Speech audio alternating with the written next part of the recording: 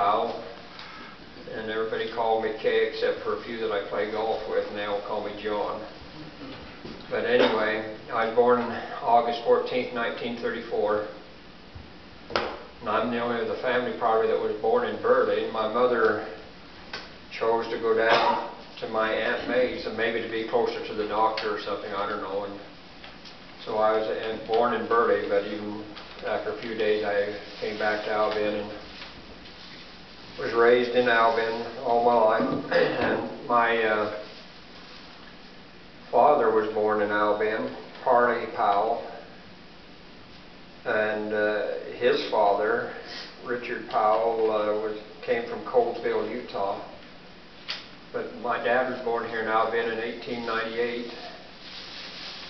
I thought it was interesting when Bob said that his dad had a heart attack in 1945. That's when my dad had his first heart attack, was in 1945. And like Bob said, they didn't operate on him in those days. And he said they gave him some medicine that worked. They gave Dad whiskey. He upset Mom, but he'd have a little shot of whiskey before every meal, and I guess it kind of thinned your blood or something. And he lived until 1958, and he was up on Salmon River fishing, and he had caught a salmon. And the people that was around there said he'd been fighting that salmon for about 30 minutes, and pretty soon he just dropped his pole and sat down backwards and was dead. And there was 2 firefighters there from Pocatello that tried to revive him, but he was gone, and the salmon got away. But Dad loved to fish, and he always said that when he died, he'd probably die fishing, and he did. And back the Depression, now before the Depression times, they didn't have Social Security, I don't believe then, and my grandma Powell, she was a Mahoney, Lillian Mahoney, and Aunt Maggie, they said that there was times that they wouldn't have any food on the table except that Dad would go out with his 22, and Aunt Maggie said there'd be times that he'd have that clothesline just lined with cottontails. He'd get a lot of cottontails and skin them out, and they'd eat cottontails, and he fished the creeks around, and Aunt Maggie said that was their food a lot of times, besides what they'd get out of their garden. And Dad had pigs years ago in the market. He fell out of that, and he couldn't even give the pigs away. I don't know, I can't remember now if he cussed the Democrats or the Republicans for that, but anyway, my oldest sister, Fontella, and then Devon, and Zelda, and Carol, and Bonita, and then me, and then my little sister Margaret, and the one before me, Bonita, has passed away, and the one below me, Margaret, has passed away.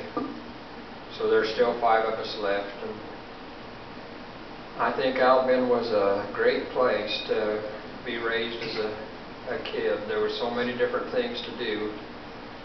They had the campus up here with activities going on all the time, and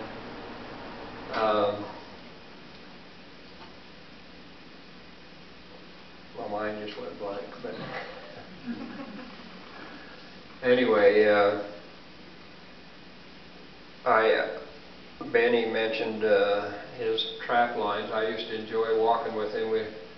We'd walk down Marsh Creek and check his traps, and I think once or twice he had a skunk in his trap instead of a muskrat. Had a dog named Teddy that would come home smelling like a skunk. But well, anyway,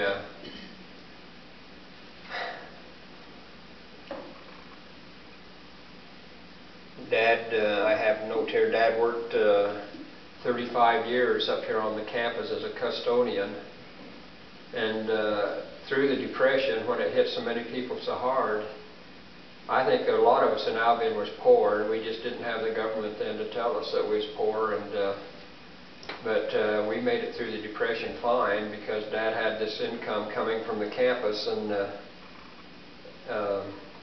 I can't remember what it seemed like. At one time I heard once a month he'd bring home a check for about $180 or around $200 or something to raise 7 kids. And the old Hager store here in Albion, the folks would charge. We just all month long charge, and then we'd get the bill at the end of the month, and Dad'd get paid, and we'd go in and pay the bill, and Fred would always give us a sack of candy, which was a real treat, and because they always paid their bill at the first of the month, and he did the same with the old butcher shop. We had on that street when I was a kid, and everybody here would remember, they had the old butcher shop and the barber shop and the millinery and JC Cafe and Mahoney store, which later was the city office, and the theater. And I don't remember the mercantile that burnt down on the corner, but the old Frank Engel King service station was put there. And all the streets around Albion were lined with these old Lombardy poplars. And it was kind of neat, kind of like you see over in Oakley, maybe some still now. And our streets all had those old poplar trees all around. And even hitching rails, hitching posts or rails, whatever you'd call them. I can remember those in front of some of the businesses, and across the street over where the library is now, there was several hitching posts there, or rails, and once in a while there'd even be people come into town. I remember Wild Bill coming in and tying up his wagon and team over there on that hitching post. And maybe if we do this again, I'll be a little better prepared.